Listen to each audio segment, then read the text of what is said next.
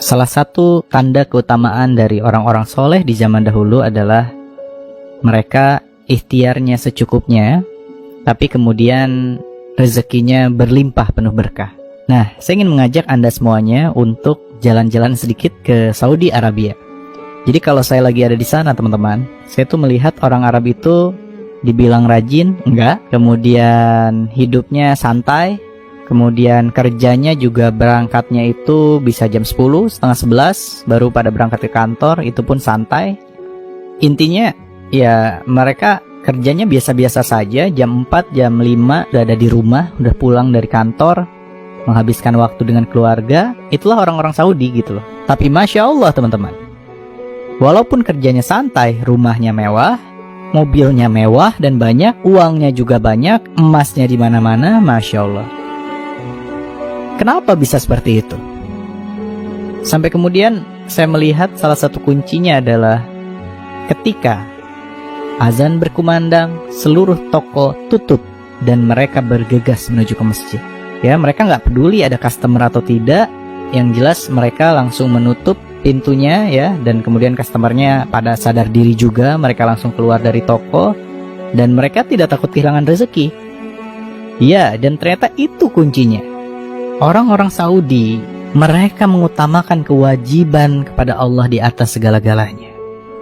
Dan tentu kita pernah mendengar sebuah kalimat yang pernah diucapkan oleh Nabi Muhammad SAW. Jika kita menghampiri Allah sejengkal, maka Allah akan menghampiri kita sehasta. Dan jika kita menghampiri Allah dalam keadaan berjalan, maka Allah akan hampiri kita dalam keadaan berlari. Masya Allah. Dan inilah konsep berserah diri, teman-teman. Jadi kita itu ciptaan siapa sih? Ciptaan Allah. Nah sekarang gini teman-teman, kalau misalnya Anda menjadi seorang profesor dan kemudian mampu menciptakan sebuah robot yang bisa bergerak, berperilaku seperti kita manusia, apa sih yang kita harapkan dari robot itu?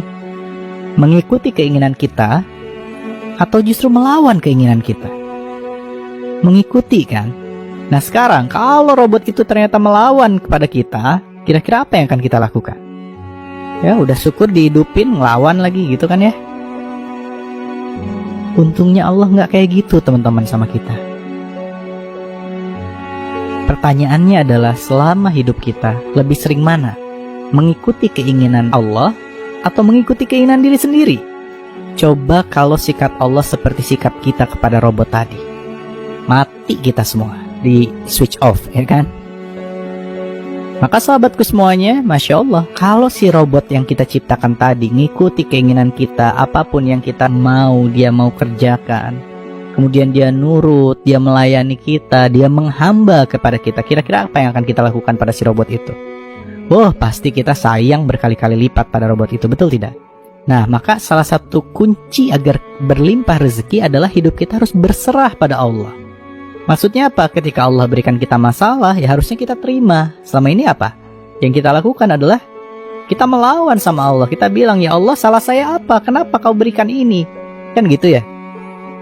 So, mulai sekarang terima semua yang Allah berikan kepada kita. Dan ingat teman-teman, jika seorang ibu cintanya luar biasa kepada anaknya, sedangkan ibu adalah dia yang melahirkan dan mengandung kita sebagai anaknya, cintanya luar biasa pada anaknya. Nah maka sekarang bayangkan, ini Allah yang bukan mengandung dan melahirkan kita, tapi Allah menciptakan kita dengan sepenuh cinta dan kasih sayang, yang senantiasa memberikan kita rezeki setiap hari, setiap saat. Maka cinta Allah kepada kita, Masya Allah, melebihi cinta jutaan ibu kepada anaknya, Masya Allah.